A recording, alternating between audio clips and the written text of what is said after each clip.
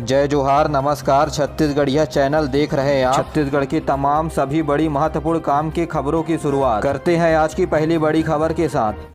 कांग्रेस के पूर्व राष्ट्रीय अध्यक्ष राहुल गांधी ने भानुप्रतापपुर में चुनावी सभा को संबोधित किया और भरी सभा में ऐलान करते हुए कहा कि यदि छत्तीसगढ़ में कांग्रेस की सरकार फिर से बनती है तो प्राइमरी स्कूल से स्नातकोत्तर यानी कॉलेजों तक की शिक्षा निःशुल्क देने का ऐलान किया है। चाहे वे इंजीनियरिंग, मेडिकल या व्यावसायिक पाठ्यक्रम क्यों न हो, सभी पर निःशुल्क शिक्षा दी जाएगी। आपको बता दें कि छत्तीसगढ़ प्रदेश में वर्तमान स्थिति पर 12वीं तक की स्कूली शिक्षा सरकारी स्कूलों में निःशुल्क दी जाती है। वहीं व्यावसायिक पाठ्यक्रम डीएड, बीएड के अलावा शासकीय इंजीनियरिंग कॉलेज, शासकीय मेडिकल कॉलेज नाम मात्र यानी जो बहुत कम छत्तीसगढ़ में है। ऐसे में 22 एग्रीकल्चर कॉलेज तो वहीं 3 बीएड कॉलेज के अलावा 250 सरकारी कॉलेजों में पढ़ने वाले छात्रों को ही लाभ मिल पाएगा। तेंदुपत्ता संग्राहकों को 4,000 रुपए प्रति वर्ष प्रोत्साहन राशि देने, तो वहीं लघु वनोपज पर न्यूनतम समर्थन मूल्य से 10 रुपए अधिक दिए जाने का ऐलान किया है। सभा को संबोधित करते हुए राहुल गांधी ने कहा कि छत्तीसगढ़ सरकार बस्तर के नागरिकों के हित पर काम कर रही है।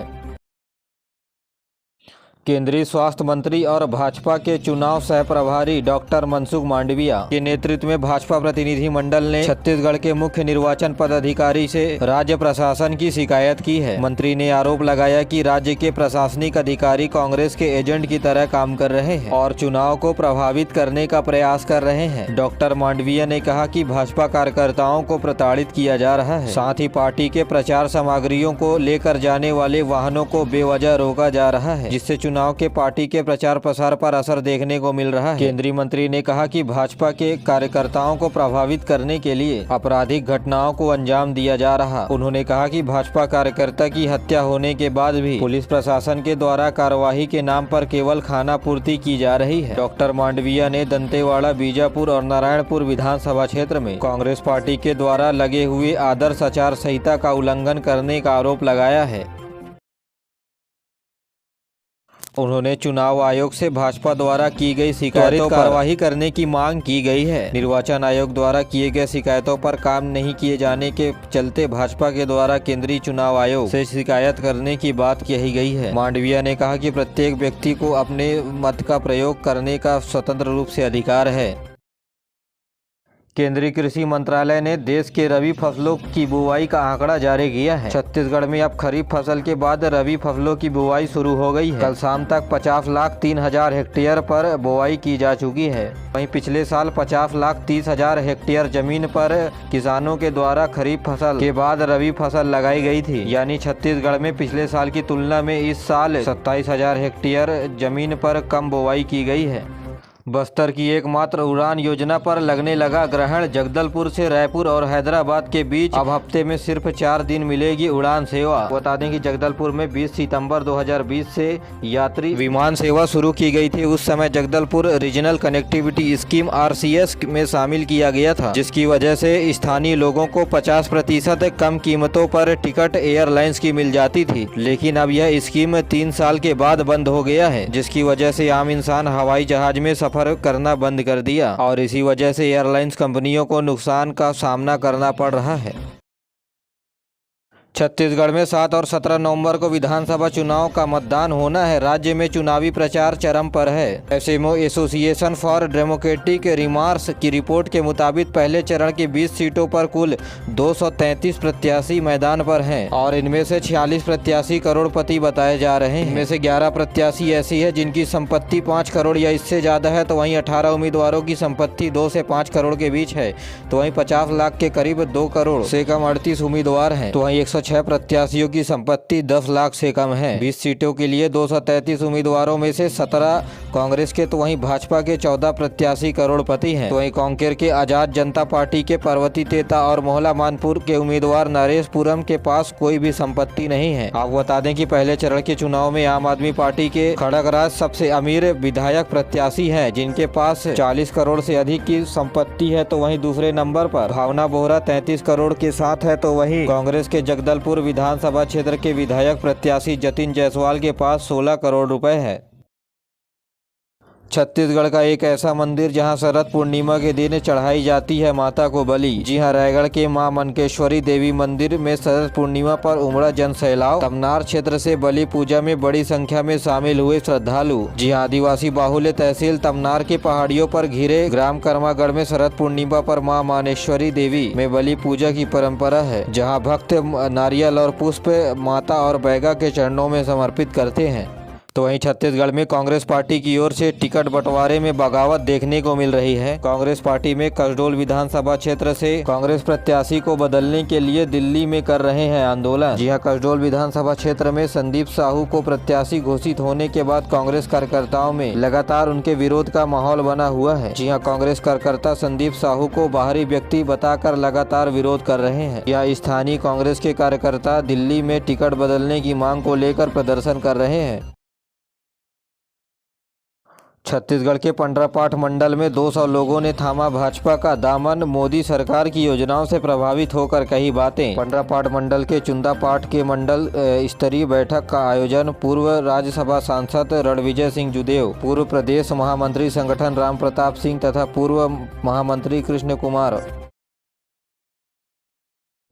TV show India got talent season 10 के फाइनल में पहुंचे छत्तीसगढ़ के मलखम्ब खिलाड़ी। सीएम बघेल ने प्रदेशवासियों से की अपील, कहा छत्तीसगढ़िया स्वाभिमान को जिताने के लिए करें वोट। छत्तीसगढ़ मलखम्ब खिलाड़ी अबुजमाल मलखम्ब एकेडमी के खिलाड़ियों ने सोनी एंटरटेनमेंट टेलीविजन के talent reality show India's got talent 10 में अपना हुनर दिखाकर पूरे विश्व में अलग पहचान बनाया है। जहाँ इंडियाज गॉट टैलेंट के फाइनल में मलखम्ब खिलाड़ी पहुँच गए हैं, जहाँ इस प्रतियोगिता को जीतने के लिए अपनी अनूठी प्रतिभा के साथ शानदार परफॉर्मेंस देंगे। तो वहीं छत्तीसगढ़ की टीम को जिताने के लिए प्रदेशवासियों को अधिक से अधिक वोट डालना पड़ेगा। छत्तीसगढ़ पुलिस अब इजराइल देश से खरीदेगी ग्रेनेड लॉन्चर। करीबन आधा दर्जन घातक और आधुनिक हथियारों के लिए छत्तीसगढ़ पुलिस ने G20 बैठक के दौरान इजराइल के साथ साथ रूस से भी अनुबंध किया है। ग्लोबल टेंडर के जरिए खरीदी की जाने वाली स्नाइपर राफेल्स और ग्रेनेड लॉन्चर इजराइल के हैं। नक्सलियों का खात्मा करने के लिए साइलेंट AK-47 जल्द ही राज्य के सशस्त्र बलों के पास होगी। इसके अलावा UGBL grenade launcher, electronic firing rifle, night vision device के अलावा कमांडो के लिए जरूरी दूसरी गियर भी छत्तीसगढ़ के जवानों के पास होगी। तो वहीं टिफिन बम को खत्म करने के लिए anti mine infantry boot, bullet proof jacket और खास तरह की वर्दी भी खरीदी जाएगी। इसके अलावा 1 सेकंड में 10 गोली और 1 मिनट में 600 गोली फायर करने वाली बंदूकें खरीदी जाएगी, जिसकी मारक क्षमता 700 मीटर तक रहेगी, जो जंगलों में छिपे हुए नक्सलियों का खात्मा करने के लिए पर्याप्त होगी। छत्तीसगढ़ में व्यावसायिक परीक्षा मंडल के द्वारा विभिन्न पदों पर भर्ती परीक्षाएं 29 अक्टूबर को राज्य के सभी 31 जिला मुख्यालयों में 2 पालियों में आयोजित कराया जाएगा। व्यापम के द्वारा आयोजित होने वाली इस परीक्षा में करीब 60,000 से अधिक विद्यार्थी देंगे परीक्षा। तो वहीं व्यापम के द्वारा इन परीक्षाओं के लिए एडमिट कार्ड वेबसाइट पर अपलोड कर दिया गया है, जहाँ से छात्र अपना रजिस्ट्रेशन नंबर डालकर डाउनलोड कर सकते हैं। बता दें कि CBS 2023 की भर्ती परीक्षा 15 अक्टूबर को आयोजित किया जाना था, जिसे स्थगित करने के बाद अब 29 अक्टूबर 2023 को आयोजित हो रहा है। राजधानी रायपुर में 2 महीने बाद अगले साल 2024 में 24 घंटे पानी मिलेगा। जी हां, राजधानी रायपुर में स्मार्ट सिटी योजना के तहत 14 वार्डों के 24,000 घरों में 24 घंटे पानी मिलेगा। इसके लिए पाइपलाइन बिछाने के बाद सप्लाई जोड़ने का 65% काम पूरा हो चुका है। इसके लिए 65 किलोमीटर लंबी पाइपलाइन बिछाई जा चुकी है। वहीं पर्याप्त प्रेशर पर पानी पहुँच रहा है या नहीं, इसके लिए घर के बाहर वाटर मीटर वाल्व लगाए जाएंगे। तो वहीं नगर निगम रायपुर के द्वारा वाटर टैक्स यानी जल शुल्क वसूलने के लिए घरों के बाहर वाटर मीटर लगाया जाएगा, जहां 1000 लीटर पानी लेने पर उपभोक्ता के द्वारा 9 रुपए का शुल्क भुगतान किया जाएगा, जो 200 रुपए प्रति महीने तथा 2400 रुपए सालाना प्रत्येक परिवार को बनेगा। तो नगर निगम के द्वारा बताया गया है कि 1 घंटे में 300 लीटर पानी इस नल के माध्यम से मिलेगा। 24 घंटे में अधिकतम 7200 लीटर पानी दिया जाएगा। 9 नवंबर को छत्तीसगढ़ आएंगी बहुजन समाजवादी पार्टी के सुप्रीमो मायावती। जी हां, बहुजन समाजवादी पार्टी की सुप्रीमो मायावती जांजगीर चांपा में दूसरे चरण के चुनाव के प्रचार प्रसार के लिए आ रही हैं। इस बीच मायावती शक्ति जिला के जैजैपुर विधानसभा क्षेत्र में आम सभा को संबोधित करेंगी। आपको बता दें कि बहुजन समाजवादी पार्टी गोंडवाना गणतंत्र पार्टी के साथ गठबंधन किए हुए हैं, जहाँ गोंडवाना गणतंत्र पार्टी 37 सीटों पर विधानसभा चुनाव लड़ रही है, तो वहीं 63 सीटों पर बहुजन समाजवादी पार्टी चुनाव लड़ रही है। अब तक बहुजन बहुजन समाजवादी पार्टी ने 7वां लिस्ट जारी कर 58 उम्मीदवारों को मैदान पर उतार दिया है। भ्रष्टाचार की भेंट चढ़ा 1,30,00,000 रुपए की लागत से बना व्यवसायिक कॉम्प्लेक्स भरभरा कर गिरा छज्जा। बलौदाबाजार में नगर पालिका की बड़ी लापरवाही सामने आई है, जहां भ्रष्टाचार और घटिया निर्माण का जीता जागता उदाहरण पुरानी मंडी रोड में बनाए गए व्यवसायिक कॉम्प्लेक्स परिसर में देखने को मिला। आज से करीब 2 साल पहले कांग्रेस सरकार के नगरीय प्रशासन मंत्री शिव कुमार डहरिया समेत क्षेत्र के जनप्रतिनिधियों की मौजूदगी में इस परिसर के निर्माण के लिए भूमि पूजन कराया गया था। निर्माण पूरा होने के 1 साल के भीतर दुकानों के सामने एक बड़ा हिस्सा भरभरा कर गिर गया, जो इसके घटिया निर्माण का नायाब नमूना पेश करता है। बता दें कि कॉम्प्लेक्स निर्माण के लिए 1,96,00,000 रुपए का टेंडर जारी हुआ था, जहां 1,29,00,000 रुपए की लागत से दुकानों का निर्माण कराया गया। वहीं हादसे के बाद ठेकेदार महेश गुप्ता और तत्कालीन इंजीनियर राजेश सोनी के खिलाफ FIR दर्ज किया गया है। छत्तीसगढ़ में अचानक ट्रेनों की चाल में सुधार नजर आने लगा है। जो ट्रेनें 6 से 8 महीने से लगातार 3 से 4 घंटे विलंब से चल रही थी, उनकी रफ्तार अब तेजी से बढ़ी है। छत्तीसगढ़ में विधानसभा चुनाव के दौरान सरकार की छवि आम आदमियों के सामने अच्छी बनी रहे, इसके लिए ट्रेनों की लेत लतीफ आधे घंटे में सिमट गई है। वह इनमें से कुछ ट्रेन 1-2 दिन बिफोर आकर यात्रियों को हैरान कर दिया है। जी हां, आधी रात को बिलासपुर से होकर जाने वाली मुंबई हावड़ा गीतांजलि अहमदाबाद हावड़ा एक्सप्रेस दिन 1 से 1.5 घंटे विलंब से चल रही थी, लेकिन पिछले सप्ताह ट्रेन समय से पहले प्लेटफॉर्म पर पहुंच रही है। तो वहीं हरिद्वार पुरी कलिंगा उत्कल एक्सप्रेस को भी अब समय के अनुसार चलाया जा रहा है।